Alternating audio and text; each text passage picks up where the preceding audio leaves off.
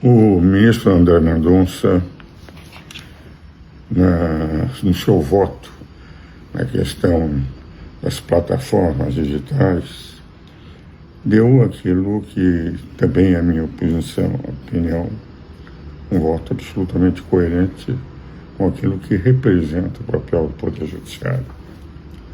Como eu acompanhei os 20 meses em que se debateu a Constituição, a ideia era fazer com que o verdadeiro legislador fosse o Poder Judiciário, eventualmente o Poder Executivo, com medidas provisórias e leis delegadas, mas sempre sob o controle do Legislativo, as medidas provisórias, com o aval ou não do Poder, pode ou não aceitá-lo, e nas leis delegadas, uma delegação autorizada pelo Congresso.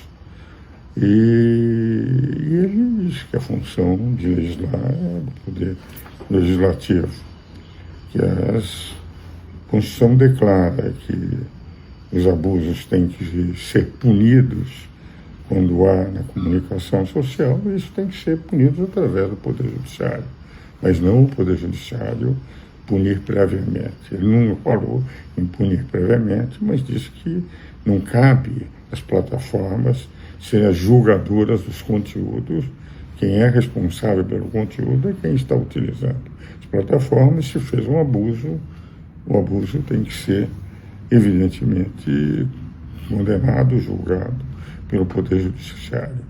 Foi este o voto do ministro André Mendonça, que também num outro congresso, aliás, este feito em minha homenagem, pela BAT, por Análise, ele dizia que a função do magistrado é essa, não é de ser legislador. Foi um voto de 2 sessões, um voto longo, muito bem feito, que eu apoio integralmente. E interessante como um outro ministro, um ex-ministro, que foi presidente do Supremo Tribunal Federal, o ministro Marco Aurélio de Mello, esse já com a experiência que teve no tribunal, um grande jurista, meu confrade na Academia Internacional de Direito e Economia, tem feito críticas, às vezes até cáusticas, contra os ministros do Supremo por essa invasão de competência, por essa politização do Supremo Tribunal Federal, que deveria ser apenas um garantidor da Constituição, que já é um papel relevantíssimo. Não é o primeiro poder, porque o primeiro poder é o legislativo, que lá eu tenho situação e posição, nem o segundo poder, porque o segundo poder é o poder executivo, onde eu só tenho situação. Eu falo não em hierarquia de poderes, que todos são iguais, mas em importância para a democracia. Porque no poder legislativo eu tenho situação e oposição, que vale dizer toda a representação democrática do país. No executivo, só a situação, aqueles que ganharam a eleição. Por isso, o nosso constituinte colocou em segundo lugar. Em terceiro lugar, colocou o Poder Judiciário como um poder guardião da Constituição, mas não como legislador. Até porque não representa o povo. Não é eleito por 150 milhões de brasileiros, mas por um homem só. Todos os ministros foram escolhidos por um homem só. Deliberação exclusiva de um homem só, que era o presidente da República. Então, o ministro Marco Aurélio disse: a nossa função é essa. Tem feito críticas que eu também endorso, apesar de, como digo sempre aos meus seguidores, eu admiro os juristas que lá estão, os 11 juristas, mas como um velho professor que não fez outra coisa na vida senão ser professor e advogado, eu me permito ter posição diversa, sempre com o receio de que a qualquer momento também as posições contrárias venham poder a ser impedidas. Tanto o jornal do Estado de São Paulo quanto a Folha, na sexta-feira, fizeram críticas a essa condenação de um humorista. Enfim, eu não gosto do estilo desse humorista, mas ele tem o direito de fazer a liberdade de expressão. se num país que sempre se notabilizou por bastante humor em relação aos fatos. É proibido.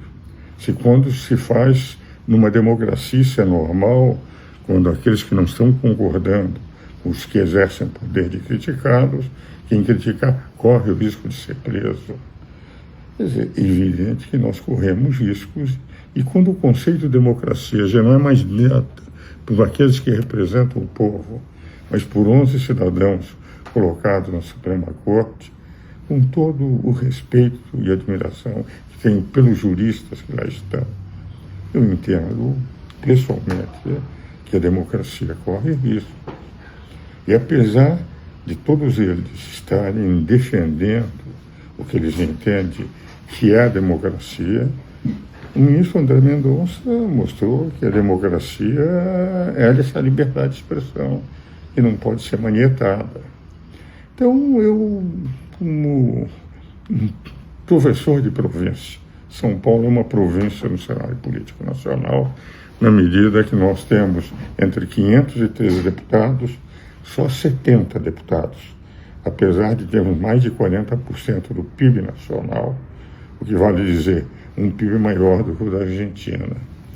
Então, era esse aspecto que eu queria trazer aos meus seguidores, sempre colocando os dois pontos: respeito aos juristas que estão no Supremo e divergência com as decisões que têm tomado. Inteiramente de acordo que a liberdade de expressão, que é a maior arma que se tem numa democracia, com o respeito devido, tem que se dar o direito de contestar aqueles que estão no poder. Esse direito de liberdade de expressão, tão bem realçada no voto do ministro André Mendonça, que eu quero dizer aos senhores, cada vez admiro mais o ministro André Mendonça. Tem prudência, tem moderação. Isso é minha Constituição, nos exatos termos que ela foi debatida nos 20 meses da Constituinte, algo que eu acompanhei quase diuturnamente. Então, eu queria cumprimentar o ministro André Mendonça. De qualquer maneira, como cidadão, eu exerço a cidadania dizendo a minha opinião. E acho que enquanto nós tivermos a possibilidade de dar opinião nesse país, mesmo contrária a autoridades que é própria da democracia, eu continuarei a exercer modestamente a cidadania como eu faço, apesar dos meus 90 anos.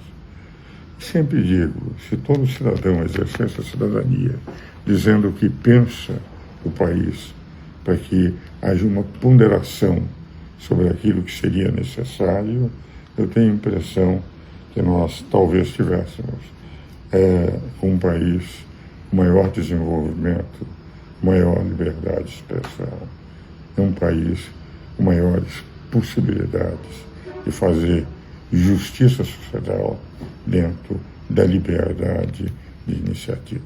Enfim, isso é para reflexão dos amigos.